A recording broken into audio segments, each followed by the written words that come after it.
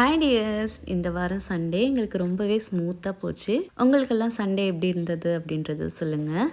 காலையிலேயே பூரியும் சிக்கன் குழம்பும் சாப்பிட்டுட்டு நானும் என் ஹஸ்பண்டும் ஏற்காடு ரோடு வழியாக ஒரு சின்னதாக ஒரு டிரைவிங் போனோம். போகிற வழி எல்லாமே கிழங்கு, சக்கரவள்ளி கிழங்கு, பனங்கிழங்குன்னு இந்த மாதிரிலாம் வித்துட்டு இருந்தாங்க. பசங்களுக்கு ஹாஃப் இயர்லி லீவ் வரப்போகுது. இனி வீட்டில் இருந்தால் ஜங்க் ஃபுட்டாக சாப்பிட்டுட்டு இருப்பாங்க அப்படின்னு இந்த மாதிரிலாம் வாங்கிட்டு வந்துட்டேன். ஈவினிங் டைமில் வேக வச்சு கொடுத்தா கம்மன் சாப்பிட்ருவாங்க. சண்டே அப்படின்னாலே சிக்கன் குழம்புல இருக்கிற சிக்கனை எடுத்து எங்கள் வீட்டுக்காரரு வறுத்து வச்சுருவார். எனக்கு சிக்கனை விட அதில் இருக்கிற மசாலா தான் ரொம்ப பிடிக்கும்.